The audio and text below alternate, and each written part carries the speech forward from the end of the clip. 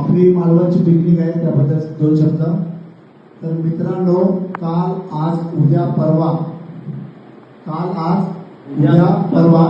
असे आमचे दिवसच खास आहे. कारण आमच्या आनंदी कुटुंबाचा मालवण कोकणात धम्माल मस्ती जल्लोषाचा थाट आहे. चर्चा झाली साऱ्यांची, एखादी तरी सहल काढूया. कुठे गेलं बंटी? चर्चा झाली साऱ्यांची म्हणजे बंडी शेठ हा सारखा फोन करायचा अर्धा तास. कंटिन्यू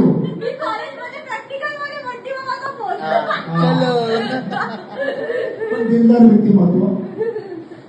चर्चा झाली साऱ्यांची, एखादी तरी सहल काढूया. एकमेकांसोबत हसत खेळत मौज मस्ती करत निवांत सुखाचे क्षण जगूया. एकमेकांसोबत हसत खेळत मौज मस्ती करत निवांत सुखाचे क्षण जगूया. ठरले मग ठिकाण जाण्याचे आनंदाला उधाण आले. मालवण निसर्गाच्या सानिध्यात जाऊया आपण, यावर सर्वांचे एकमत झाले. सारे जण तयारीला लागले. जाण्याचा दिवस येऊन ठेपला.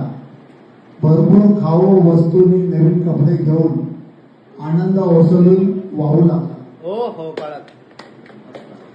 रमले सगळे एकमेकात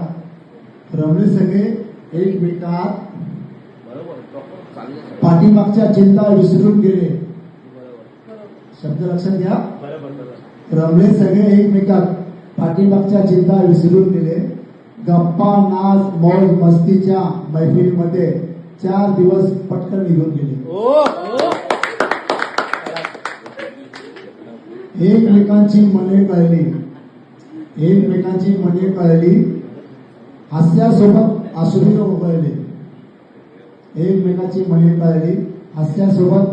ओघळले.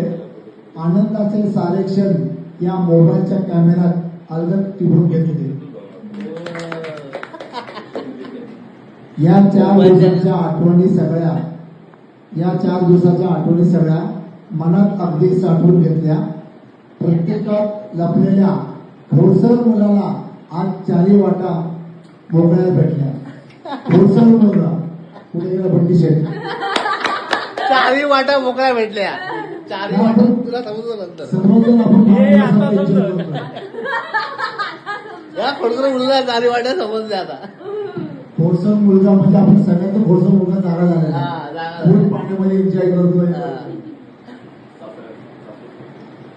परतीचा दिवस एका क्षणीच डोळे अलगद पाणावले.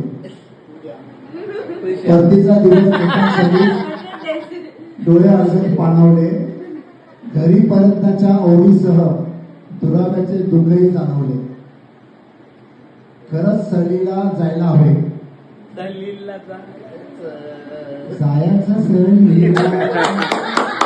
खरंच सहलीला जायला हवे. वर्षातून एकदा तरी कुटुंबासह फिरायला हवे.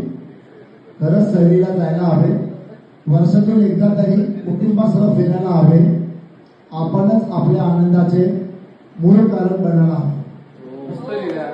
हे शब्द लिहिता खूप छान माझा मालवणी मित्र म्हणतो कसा. हे शब्द लिहिता माझा मालवणी मित्र म्हणतो कसा.